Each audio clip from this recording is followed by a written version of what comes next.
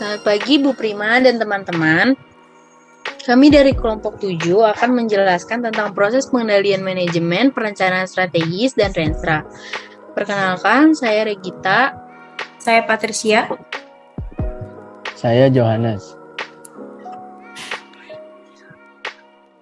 Perencanaan strategis adalah proses yang dilakukan suatu organisasi untuk menentukan strategi atau arahan serta mengambil keputusan untuk mengalokasikan sumber dayanya untuk mencapai strategi ini. Perencanaan strategis bersifat sistematis dan jangka panjang, terdiri dari kumpulan prosedur dan mencakup beberapa tahapan dalam pelaksanaannya.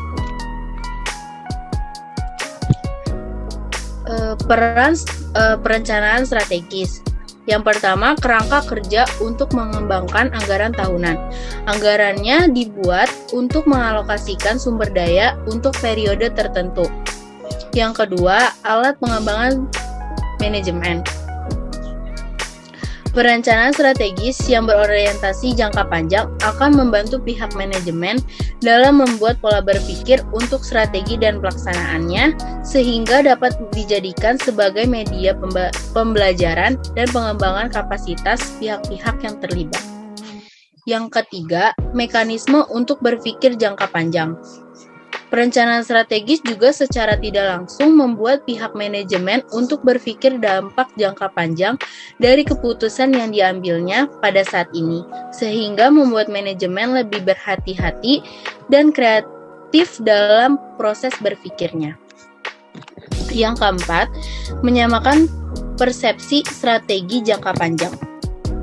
Adanya perencanaan strategi akan membuat perbedaan platform dalam lebih diminimalisir sehingga seluruh pihak dapat lebih fokus dalam menjalankan strategi perusahaan daripada berdebat tentang cara pencapaian tujuan organisasi.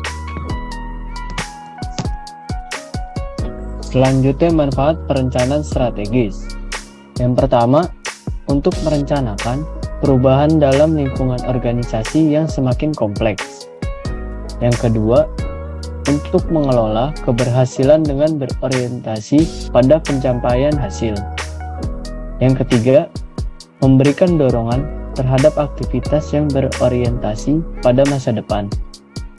Yang keempat, mengembangkan sifat adaptif dan fleksibilitas dari suatu perencanaan dengan pendekatan jangka panjang. Selanjutnya, kategori sudut pandang strategi. Yang pertama, strategi pertumbuhan. Strategi ini bertujuan untuk memperbesar organisasi dan ekspansi kegiatan organisasi tersebut. Yang kedua, strategi pengurangan. Dilakukan dengan cara mengurangi skala organisasi untuk kepentingan efisiensi dan meningkatkan kinerja. Yang ketiga, strategi stabilitas.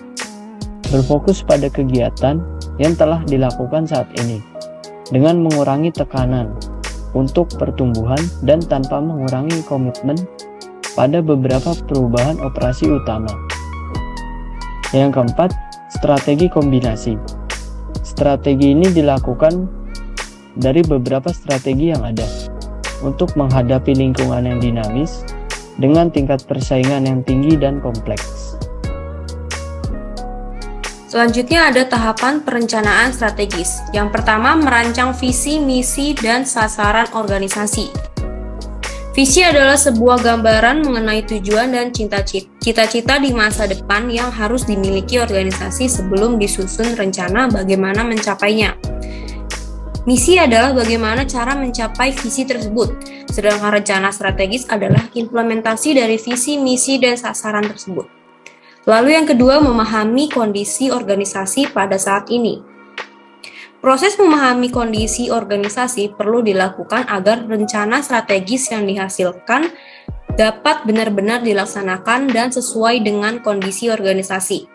Proses memahami kondisi ini juga termasuk di dalamnya menganalisis berbagai sumber daya yang ada di dalam organisasi untuk pelaksanaan strategis. Lalu yang ketiga, menentukan prioritas kerja.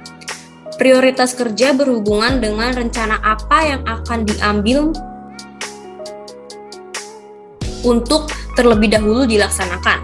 Termasuk di dalamnya terdapat proses analisis apakah ada keterkaitan antara rencana yang satu dengan rencana lainnya. Lalu yang keempat, memonitor pelaksanaan dan melakukan pembaharuan jika diperlukan. Setelah dibuat gambaran prioritas kerja, baru kemudian dibuat rencana strategisnya. Penyusunan rencana strategis diantaranya mencakup tujuan yang ingin dicapai, urutan waktu pelaksanaan, sumber daya yang digunakan, pihak-pihak yang terlibat, dan berbagai hal lainnya. Lalu yang terakhir itu menyusun rencana strategis pencapaian tujuan berdasarkan prioritas kerja. Setelah rencana strategis secara resmi ditetapkan, pada tahap pelaksanaannya, manajemen tentu harus tetap memonitor pelaksanaan di lapangan. Proses monitor diperlukan untuk mengetahui apakah rencana strategis telah dilaksanakan atau belum. Di samping itu, kegiatan pemantauan diperlukan untuk proses pembaruan apabila diperlukan dalam pelaksanaannya.